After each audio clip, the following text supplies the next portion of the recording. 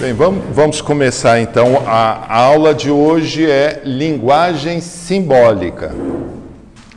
Não, é uma coisa simples, mas também difícil, porque não é algo claro para nós, né? Nós temos dificuldade de entender o símbolo. Inclusive, o símbolo é um conceito que tem vários entendimentos, né? Várias explicações. Né, mas nós vamos, então, aqui entrar na forma, né, de entendimento do símbolo que nos ajuda, né, e vocês vão ver por quê.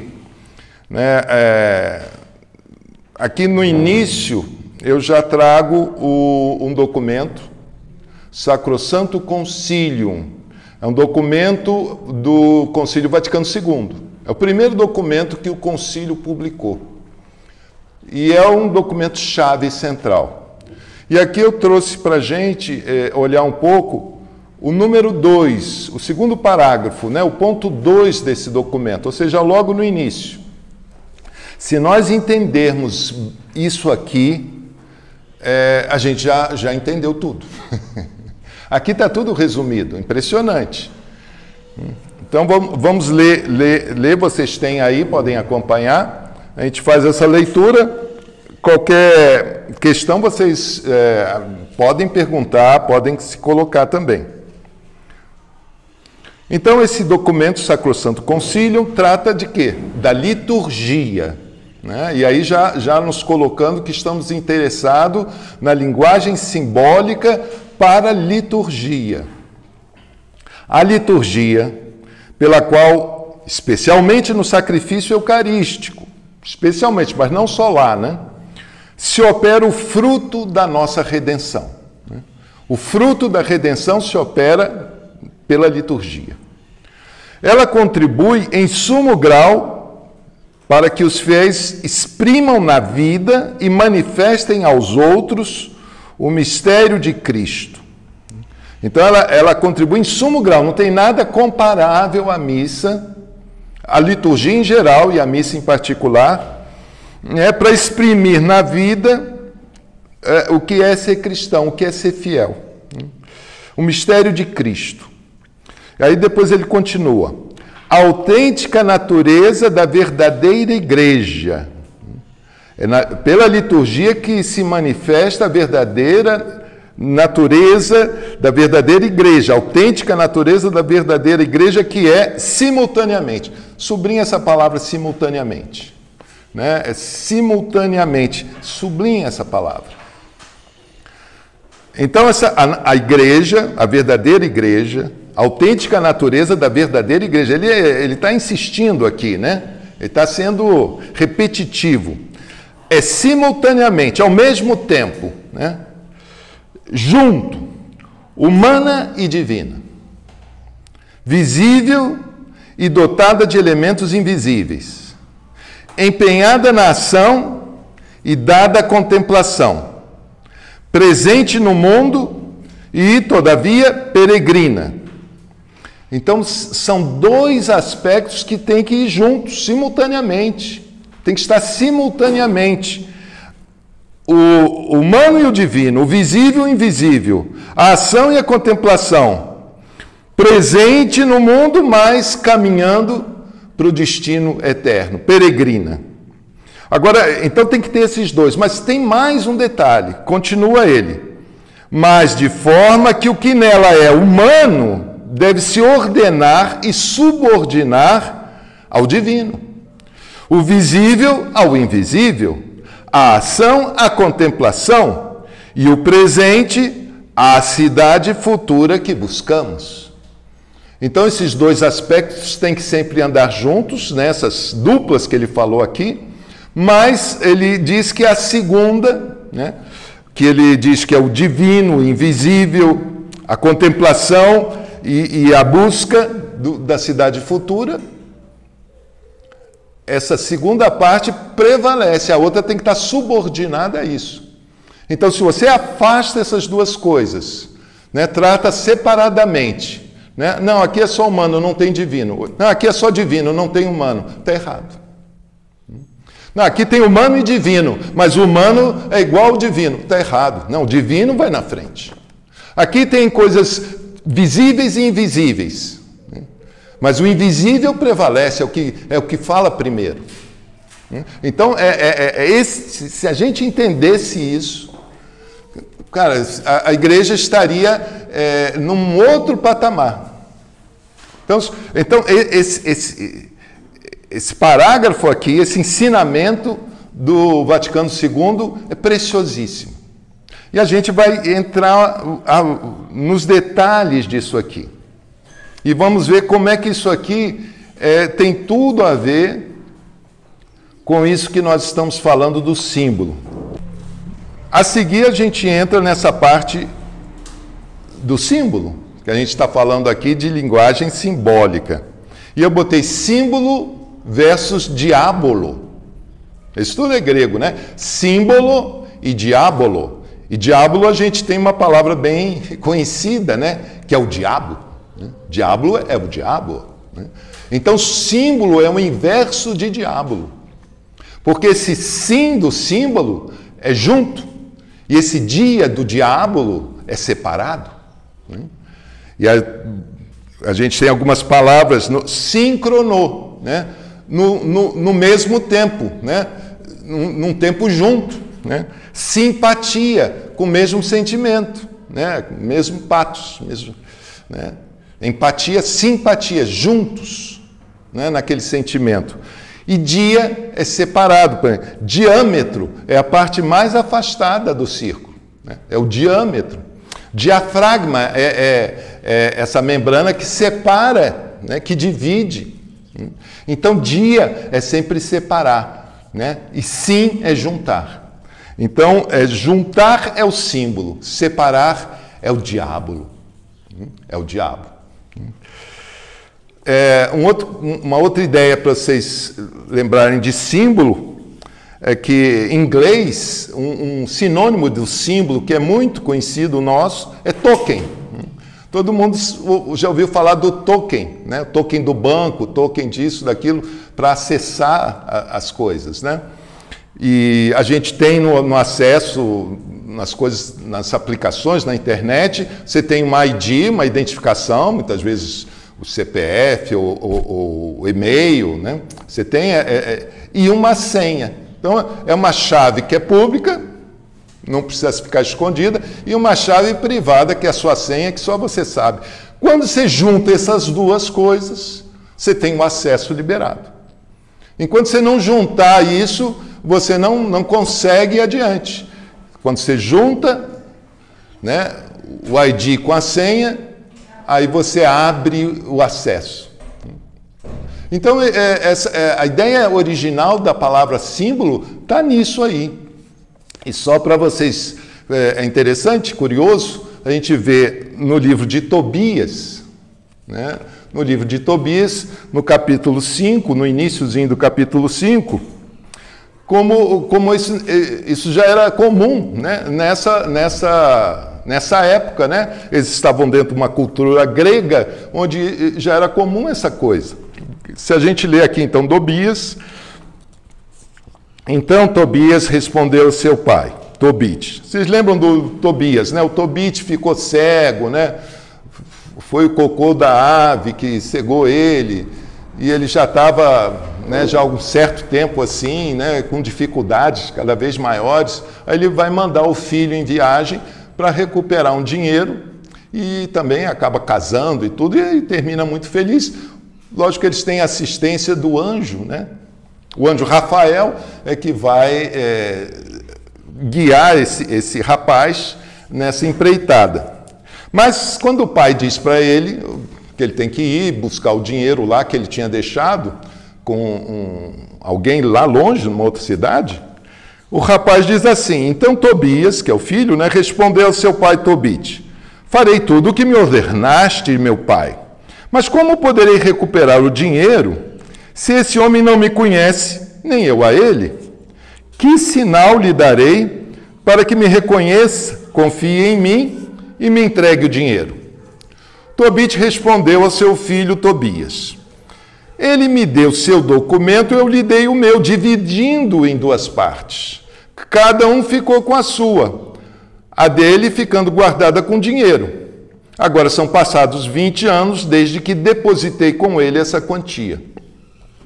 Então vocês veem aí o símbolo, né? Que foi separado, e aí uma parte ficou lá com dinheiro e outra ficou aqui com Tobit. Né?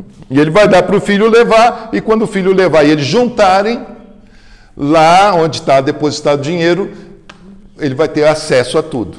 O dinheiro vai ser entregue a ele. Assim ele vai se identificar como autêntico, né, dono daquele dinheiro. Então, isso só para ilustrar como essa ideia de você ter uma chave que vai lá e outra fica aqui, quando você junta, você tem o acesso, né, é uma coisa bem antiga, né, que hoje na internet a gente usa toda hora. Né, não mudou muita coisa, né? Bem,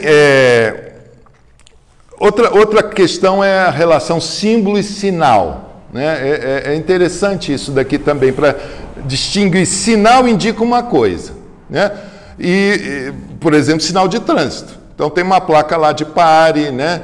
Que vai ter uma curva, tem o sinal lá, o sinaleiro vermelho, amarelo, né? Verde, né? Dá o sinal ali. Isso é o sinal.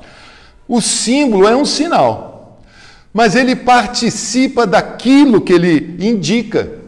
Daquela coisa que ele significa, ele tem uma parte. E aí o exemplo que a gente trouxe aqui é a bandeira do país. Né? A bandeira de uma nação, né? Ela representa a nação, ela indica a nação, mas ela tem mais do que isso. Tanto é que a gente vê em alguns lugares querendo protestar contra a nação, o pessoal queima a bandeira, né? Judia da bandeira para afetar a nação, porque ela faz parte do patrimônio da nação. Aquela bandeira. Então ela participa daquilo que ela significa, daquilo que ela indica. Né? Essa é a diferença entre o símbolo e o simples sinal. Né? Essa participação naquilo que está sendo significado. A gente pode pensar a imagem de Nossa Senhora, por exemplo, que aquele rapaz, aquele pastor foi chutar a imagem de Nossa Senhora. Ele não está apenas chutando um pedaço de gesso, né? Ele está chutando uma imagem que faz parte, né, de uma devoção católica a Maria, e onde as imagens de Maria representam a presença dela junto a nós. Então ele está chutando nisso tudo. Por isso que tem uma comoção quando ele faz essa agressão à imagem. Então ali é símbolo. Não é um sinal apenas, indica, não, é de símbolo, porque ela participa naquele patrimônio, né, que é a devoção a Maria. Então, ao falar de símbolo, agora, né, que é juntar coisas, ter duas coisas juntas, e aí vocês lembram do primeiro parágrafo, né, que a gente leu, lá do Sacrosanto Concílium, daquelas coisas que têm que andar juntas, o humano e o divino, o invisível e o visível e invisível, né? A ação e contemplação, né? O presente e o destino. Essas coisas andam juntas, é símbolo. A criação, a natureza, todo o universo criado, né? A criação total, né? É símbolo de Deus. Né? Há uma linguagem simbólica de Deus na criação.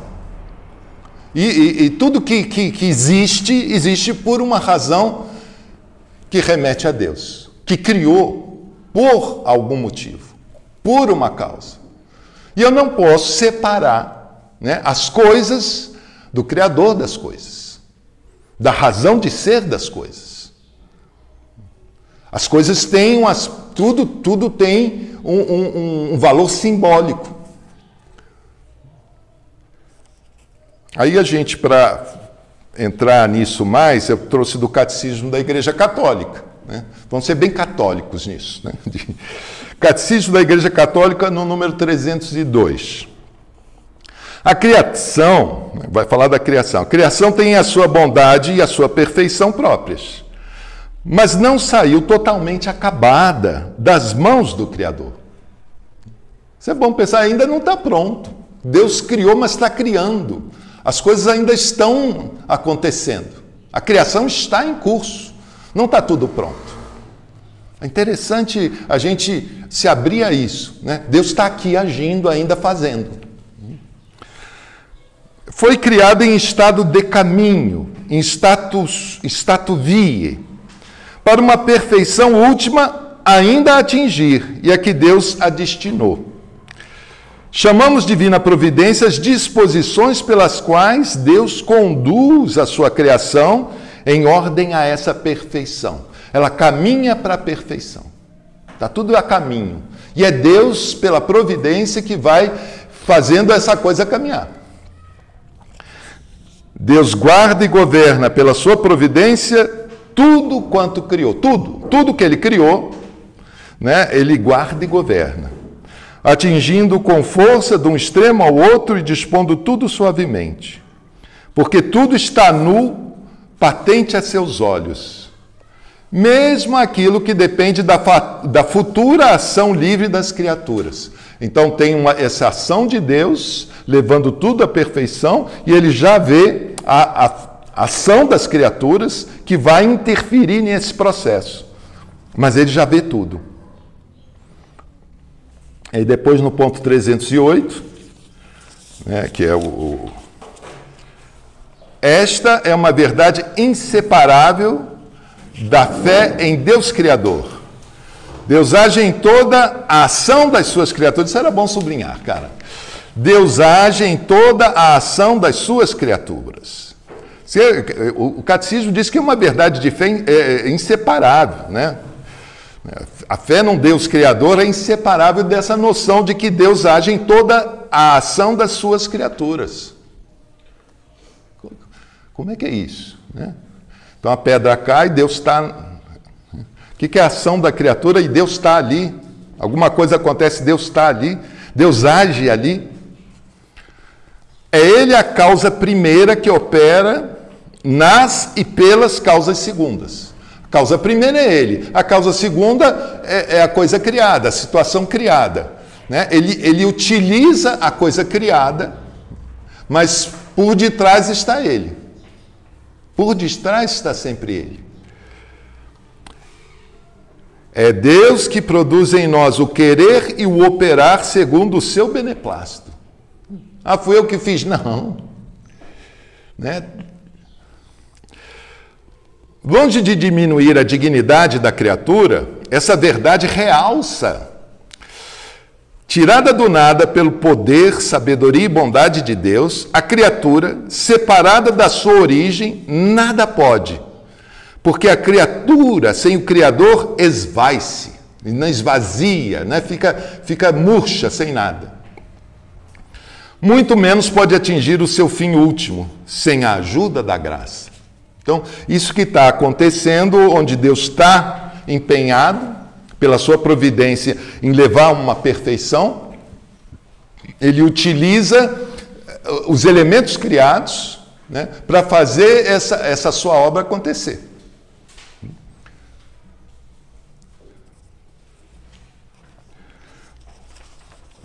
Para ilustrar um pouco isso, né, eu peguei aqui São Boaventura, né, que é um doutor, né, franciscano, Itinerário da Mente para Deus. É um livro dele muito interessante, muito cheio de simbólico. Vale a pena esse livro. Mas ele no capítulo 4, no ponto 4 desse livro, ele vai falar das criaturas e da ação de Deus nas criaturas. Mas aí ele está falando das criaturas angélicas, as criaturas invisíveis, os anjos. É muito bonito. Ele começa: entrando em si mesma, a alma entra na Jerusalém celeste. E aí, ao considerar as ordens dos anjos, vê neles a Deus. Ao considerar os anjos, ele vê nos anjos Deus. que habitando neles, realiza todas as suas operações. Né? A operação do anjo, né, é feita por Deus que está no anjo. Por isso diz São Bernardo, ele vai citar então São Bernardo, né, que disse ao Papa Eugênio, né, um outro santo, outro doutor da igreja, né, São Bernardo de Claraval, falou para o Papa Eugênio III, se não me engano, isso que o São Boaventura resume, né, ele reduz aqui, resume, né, essa tratativa entre São Bernardo e o Papa. Olha só como eles resumem isso, né, São Boaventura. Deus ama, é Deus, né? Deus que ama, como caridade nos serafins. Deus conhece como verdade nos querubins. Deus senta-se como justiça nos tronos. Deus domina como majestade nas dominações. Deus rege como princípio nos principados. Deus protege como salvação nas potestades. Deus opera como força nas virtudes. Deus revela como luz nos arcanjos. Deus assiste como bondade nos anjos. Então, é Deus fazendo por meio do anjo. Né? Aqui são os 9 coros dos anjos. Eu achei muito bonito essa redução aqui de São Boaventura. E ele termina dizendo: por tudo isso se vê que Deus é tudo em todas as coisas. Ao contemplarmo-lo nas nossas mentes, em que ele habita pelos dons da mais abundante caridade. Né? Deus habita, né, também em nós, assim como habita nos anjos, por uma abundante caridade. Deus é tudo em todas as coisas. Bem, aqui a gente deu um apanhado nessa relação da criação com Deus como símbolo, né, dessas coisas que andam juntos. Não pode separar Deus da criação, senão você rompe o símbolo. Aqui eu entro a seguir num documento do Papa Francisco, do Santo Padre Francisco, Desiderio Desiderave. Desejei ardentemente, né? Desejei muito. Esse documento é preciosíssimo. Para mim é fabuloso. Se o Papa não fizer nada de melhor, nada de bom, se ele não fizesse nada de bom, ter feito esse documento já valia o pontificado dele. Para mim é isso mesmo. Né? O Papa às vezes é polêmico em certas coisas, a gente discute, né? Não podemos julgar o Papa, nem ninguém, né? Se chama juízo temerário essas coisas, né? A gente não sabe o que está acontecendo. Né? Podemos julgar atos isolados, e às vezes você vê atos estranhos, né? Atos realmente que parecem ruins, né? Mas independente dos atos, né? do Papa serem melhores ou piores, né? Teve papas muito bons na história e papas muito, muito ruins, né? Mas esse Papa, para mim, está justificado por esse documento. Bastava isso, ó, valeu o Bergoglio ser Papa Francisco para ter nos dado esse documento aqui. Então, eu estou falando isso para recomendar vocês a pegarem esse documento e conhecerem ele, estudarem ele a fundo. Eu colhi alguns pontos desse documento, porque fala muito do assunto pertinente dessa aula. E na sequência desse Deus que está presente na sua criatura, e dessa criatura que está ainda em elaboração, é bonita esse parágrafo 13, esse ponto 13 do Papa Francisco aqui. Ele começa assim: é comovedor o modo como isso acontece. A oração de bênção da água batismal revela-nos que Deus criou a água precisamente em vista do batismo. Olha só, quando ele criou a água lá no Gênesis, ele já estava pensando no batismo. Quer dizer que ao criar a água, Deus pensava no batismo de cada um de nós. E que esse pensamento o acompanhou no seu agir ao longo da história da salvação, todas as vezes que, com desígnio bem determinado, se quis servir da água. Então ele usa a água, né? A relação de Deus com a água vai se aprofundando cada vez que Deus usa a água, entra na água, né? Atua na água. Quando que ele atuou? É como se depois de ter criado a tivesse querido aperfeiçoar para chegar a ser a água do batismo. E assim a quis encher de movimento do seu espírito que pairava sobre ela. Então já de início o espírito pairando sobre as águas já é algo acontecendo, né? Nessa criatura. Para que contivesse em germe a força de santificar. Usou-a para regenerar a humanidade no dilúvio. Né? Amanhã a gente vai estar lendo isso na missa. Dominou-a separando-a para abrir caminho de libertação no Mar Vermelho. Consagrou-a no Jordão, nela emergindo a carne do Verbo repleta de Espírito. Né? Quando esses gestos de Deus com a água, na água, Jesus mergulhando na água, o Espírito Santo sobre ele, né? O batismo de Jesus no Rio Jordão. Por fim, misturou-a com o sangue de seu Filho. No sangue de Jesus tem a água. Dom do Espírito inseparavelmente unido ao dom da vida e da morte, do Cordeiro imolado por nós.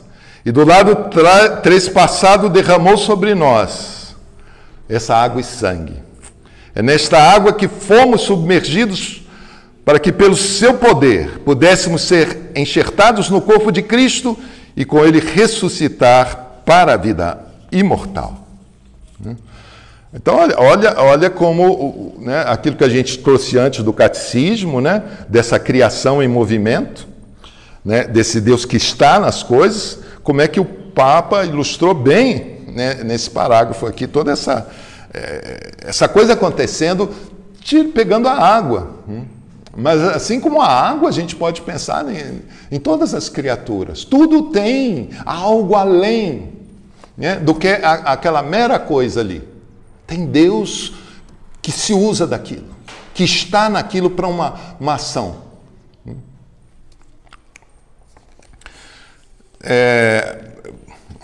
Depois vocês podem ver o Salmo 19 e 18, é aquele salmo que fala que um dia anuncia ao outro dia essas maravilhas de Deus.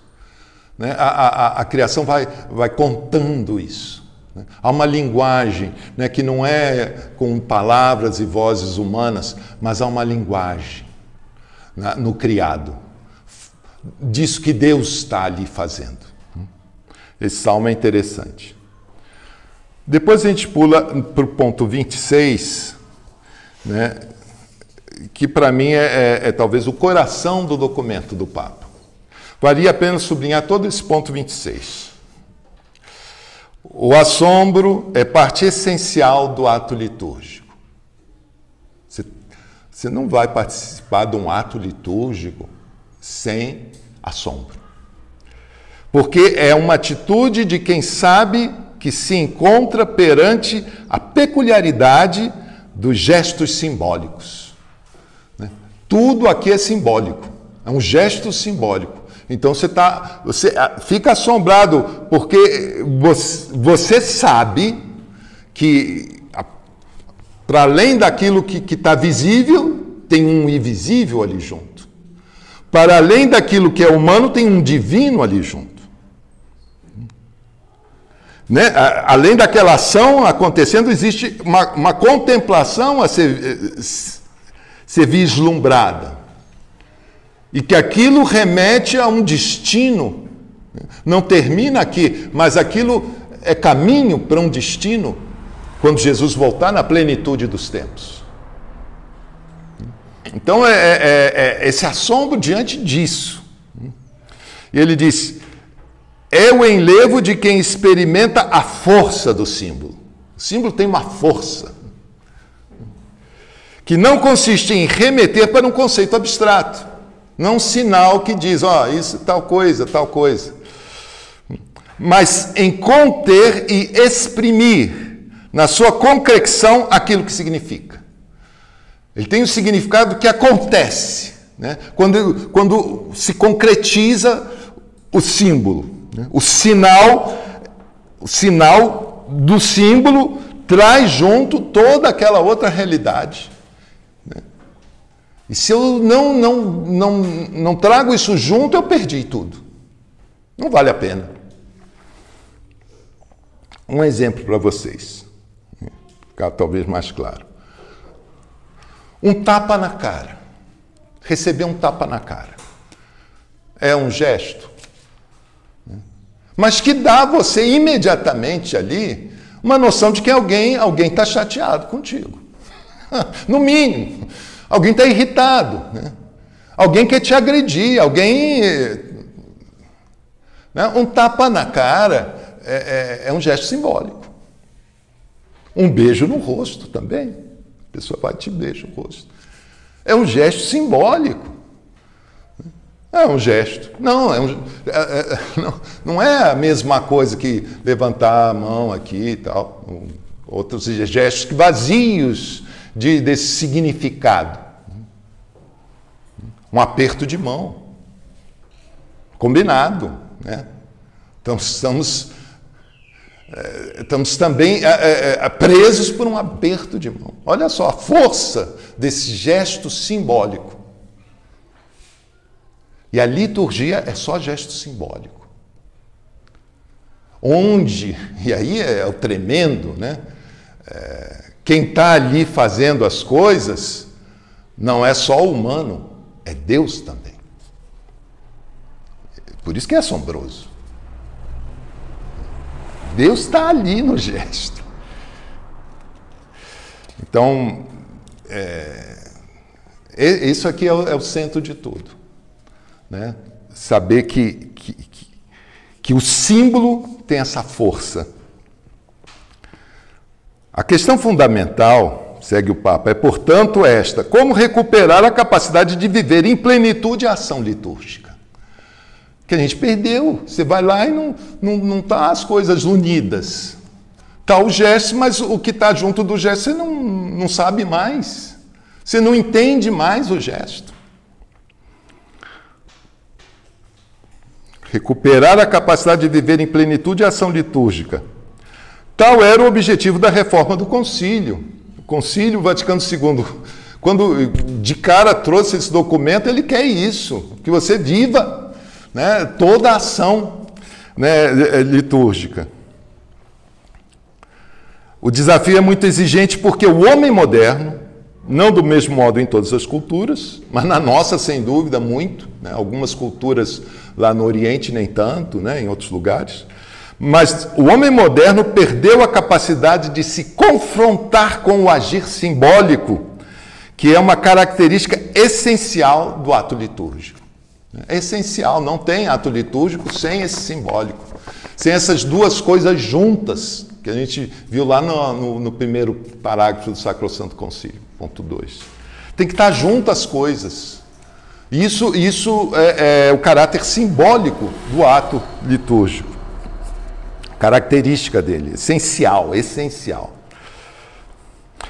A pós-modernidade, em que o homem se sente cada vez mais perdido, sem referências de qualquer tipo, privado de valores porque tornados indiferentes, órfão de tudo, numa fragmentação em que parece impossível um horizonte de sentido.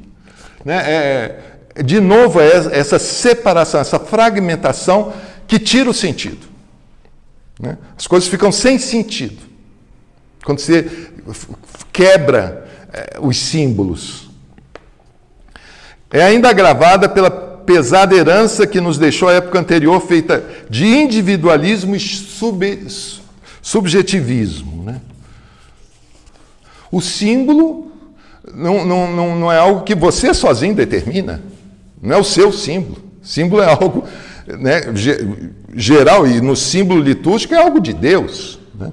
Então o individualismo, não, eu faço do meu jeito, não resolve. Antigamente não, eu. E também ele fala do individualismo e depois ele fala do subjetivismo, né? É a coisa interior. Né? Eu sinto, eu penso, eu vejo, né? É como eu gosto, tal, do meu jeito, né? É como eu recebo. né? Então, tudo isso atrapalha, né? Ele vai detalhar melhor. Contradiz a própria natureza do homem, espírito encarnado e, portanto, capaz em si mesmo de ação, de compreensão simbólica. Então, você é um símbolo. O ser humano é um símbolo. Ele vai entrar nisso a seguir, né? Mas isso de quebrar o símbolo, né? Jesus adverte Judas, você tinha que me trair com um beijo. Esse tipo de coisa acaba com... O beijo não é traição, não é para ser traição, você esvazia.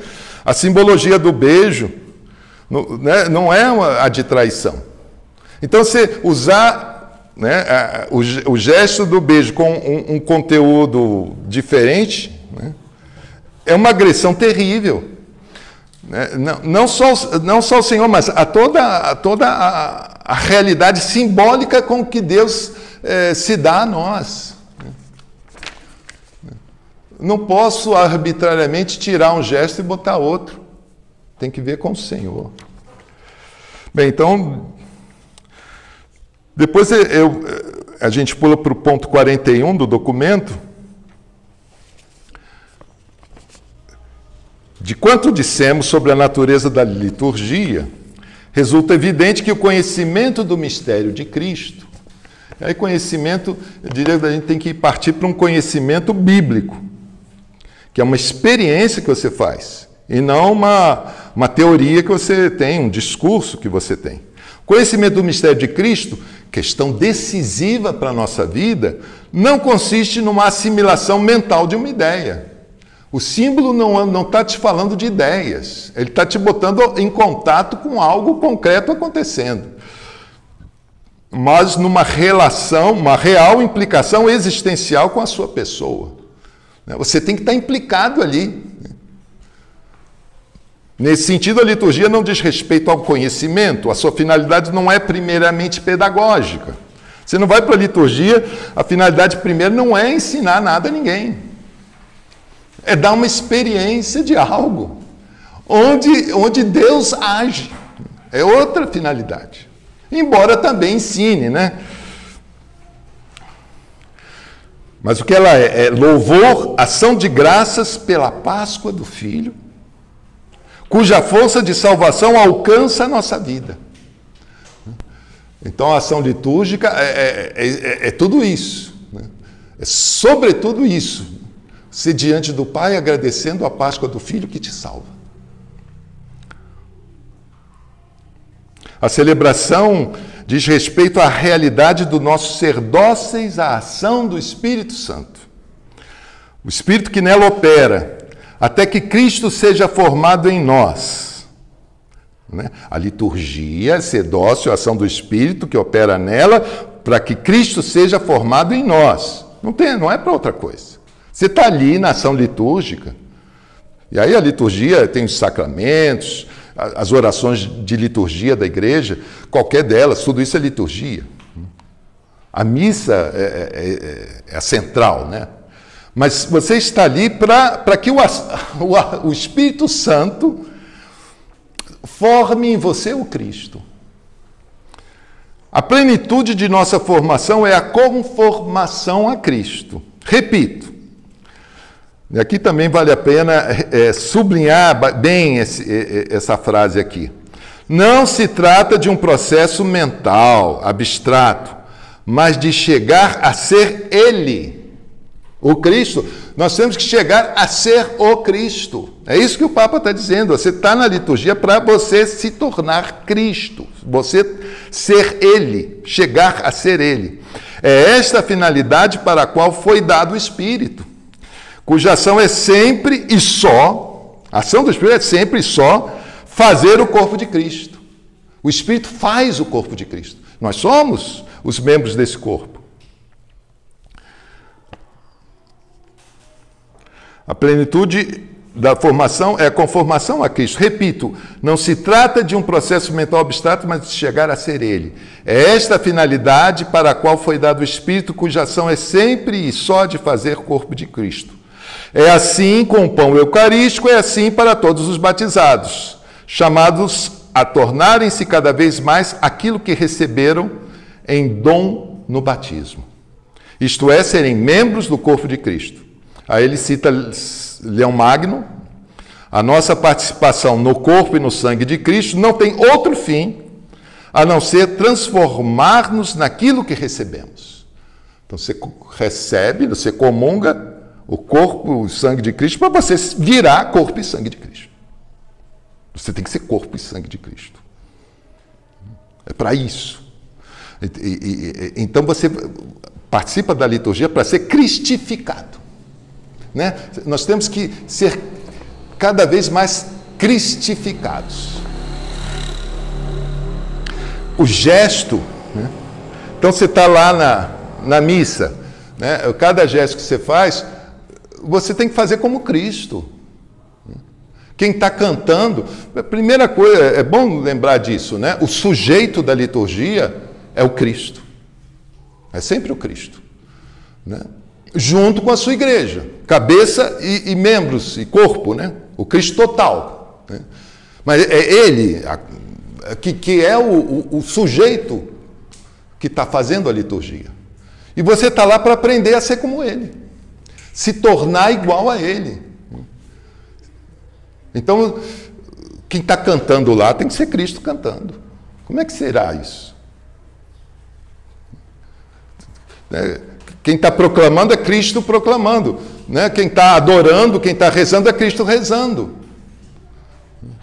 É esse corpo místico, né, com a sua cabeça, fazendo todas aquelas atividades lá, que são gestos onde Deus está. Porque Cristo é Deus, são gestos de Cristo, são gestos de Deus. Né? Gestos de Deus para com Deus. Eu só quero trazer aqui uma parte do ponto 44, onde ele fala da alma e do corpo. Né? O teu corpo é símbolo. Né? Se você não trata o seu corpo como símbolo, você deturpa o teu corpo. Então, se você usa o corpo apenas, né, para ter saúde, ser belo, né, aí vive na ginástica, nos exercícios, né, ou é algo para ser explorado, então o pessoal escraviza, né, vende, né, o corpo, né, porque não vê mais que o corpo. É o corpo separado da sua essência. Né? Ele não, é um símbolo que se quebrou. E você precisa ver o corpo com a sua realidade mais profunda. Você é um corpo, mas nesse corpo tem uma alma imortal. Né? Tem um espírito ligado a Deus, tem um destino para você. Então tem algo invisível junto desse corpo visível, né? Tem outras dimensões nesse corpo, que não podem ser afastadas, senão você não avalia direito o que é o corpo. E você trata mal. E isso, né, a gente vê como na liturgia você também esvazia os sinais, se você faz aquilo tomando apenas aquele aspecto visível imediato, aquele aspecto formal ali, sem enxergar esse lado invisível, essa presença divina ali, esse destino ligado àquilo ali.